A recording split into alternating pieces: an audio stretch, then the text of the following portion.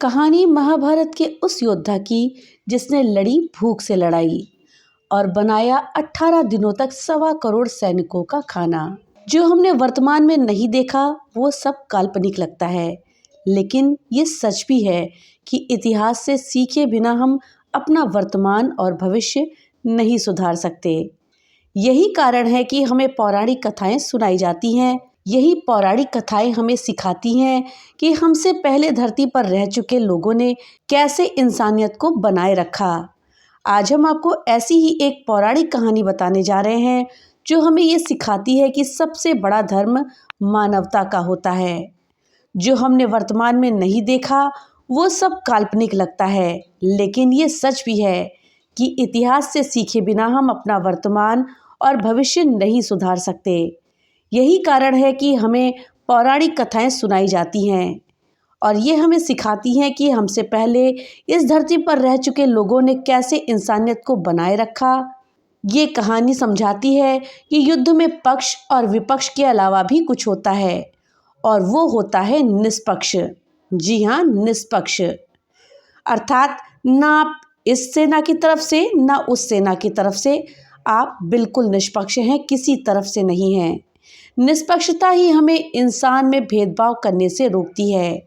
इतिहास हो या वर्तमान, इसी पक्ष और विपक्ष की लड़ाई ने करोड़ों मासूमों की जान ली थी। महाभारत के युद्ध के दौरान एक राजा ने दुनिया को यही समझाने की कोशिश की थी कि निष्पक्ष होना सबसे बड़ी मानवता है। ये निष्पक्ष राजा थे उडुपी नरेश। महाभारत वो काव्य ग्रंथ है जिसके बारे में हम सब ने सुना है। इसकी कहानियां हमें अपने बुजुर्गों से सुनने को मिलती हैं। इसके साथ ही हमने टीवी पर सीरियल और फिल्मों के रूप में भी इसकी कहानी जानी है। महाभारत का नाम आते ही दिमाग में कौरव, पांडव, श्री कृष्ण और युद्ध, बस यही शब्द और नाम दिमाग में आते हैं। हम सभी जानते हैं कि ये एक ऐसा युद्ध था जहां प्राण गंवाने वालों की गिनती ही नहीं थी। पौराणिक कथाओं के अनुसार 18 दिन तक चले इस युद्ध में कुल मिलाकर के 1.25 करोड़ योद्धा मारे गए थे। इसमें करीब 70 लाख कौरव पक्ष से तो 44 लाख लोग पांडव सेना के सैनिक और योद्धा थे। महाभारत में दोनों पक्षों से कुल 18 अक्षौहिणी सेना लड़ी थी, जिनमें 11 कौरव सेना के पास और 7 पांडव की सेना के पास थी। महाभारत के अनुसार एक अक्षौहिणी सेना में 21,870 रथ, 21,870 हाथी, 65,610 घुड़सवार और 1,09,350 पैदल सैनिक यात्री होते हैं। इस तरह से अगर आप कैलकुलेट करते हैं तो 18 अक्षौहिणी सेना में कुल 1,14,16,374 सैनिक योद्धा होते हैं।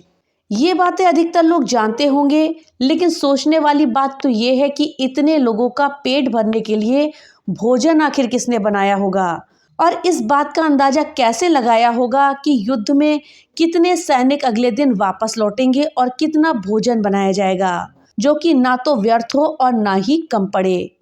सोचने पर यह सवाल हमारा सिर चकरा देता है, लेकिन जिसने महाभारत में भोजन का प्रबंधन संभाला था उसके लिए ये काम बहुत आसान था।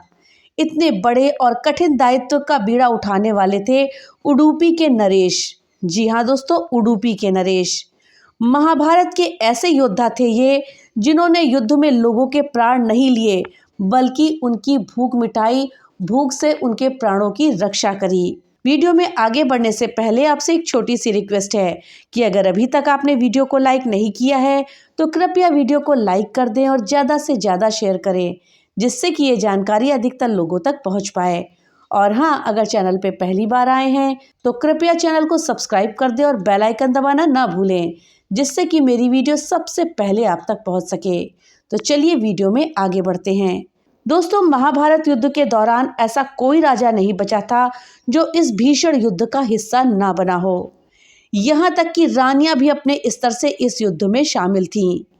हर किसी ने अपना पक्ष चुन लिया था, लेकिन श्री बलराम और रुक्मणी ही ऐसे थे जिन्होंने ना किसी का पक्ष चुना था और ना ही इस युद्ध का हिस्सा बने थे। इन दोनों के अलावा एक राज्य ऐसा भी था जो कई प्रयासों के बावजूद युद्ध का हिस्सा नहीं बना। दरअसल श्री कृष्ण की घोषणा के बाद जब ये तय हो गया कि महाभारत का युद्ध अटल है, तो कौरव और पांडव दोनों ही पक्ष अन्य राज्यों के राजाओं को अपने पक्ष में मिलाने के लिए जुट गए। उस समय दक्षिण भारत के उडुपी राज्य के प्रतापी राजा को भी दोनों पक्षों ने अपने अपने समर्थन के लिए खूब मनाया, लेकिन वो नहीं माने।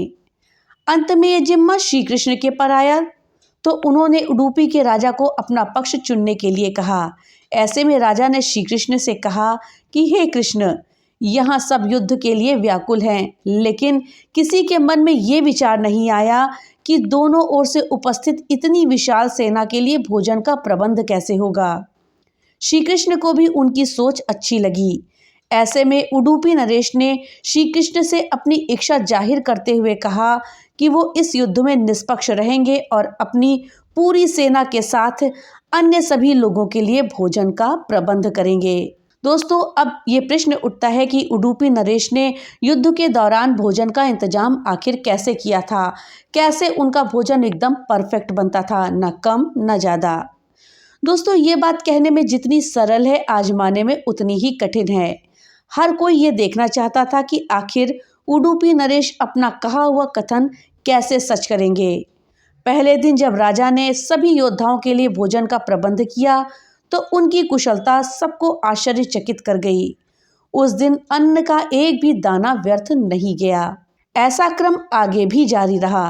राजा के लिए समय के साथ ये भोजन बनाने की जिम्मेदारी कम होती रही, क्योंकि योद्धाओं की संख्या भी कम हो रही थी। सबके लिए ये बात हैरान करने वाली थी कि राजा कैसे उतने ही योद्धाओं के लिए खाना बनाते हैं जो युद्ध से जीवित लौट कर आते हैं। उन्हें मारे गए सैनिकों का इतना सटीक अंदाजा कैसे लग जाता था। दोस्तों, ये सवाल सभी को विचलित कर रहा था। महाभारत का युद्ध जब समाप्त हुआ, तो युधिष्ठिर अपनी इस जिज्ञासा को रोक नहीं पाए और उन्होंने उडुपी नरेश से पूछ ही लिया कि वो इतनी विशाल सेना के लिए सटीक मात्रा में भोजन का प्रबंध कैसे कर लेते हैं। वो क्या करते हैं जिससे कि अन्न का एक दाना भी बर्बाद नहीं होता। उन्हें रोजाना मारे गए सैनिकों की संख्या का सटीक अनुमान कैसे लगता है। युधिष्ठिर के इतने सवालों का उडुपी नरेश के पास एक ही जवाब था, और वो था ये कि ये सब कृष्ण की माया है। दरअसल उन्होंने युधिष्ठिर को बताया कि श्री कृष्ण को रात में मूंगफली खानी पसंद है, और वह उनके लिए रोजाना गिनकर मूंगफली रखते थे। उनके खाने के बाद वो गिनकर देखते थे कि उन्होंने कितनी मूंगफली खाई है। वे जितनी मूंगफली खाते थे, उससे ठीक 1000 गुना ज़्यादा सैनिक अगले दिन युद्ध में मारे जाते थे। जैसे कि अगर वो 50 मूंगफली खाते थे, तो राजा को अंदाजा हो जाता था कि अगले दिन 50,000 योद्धा मारे जाएंगे।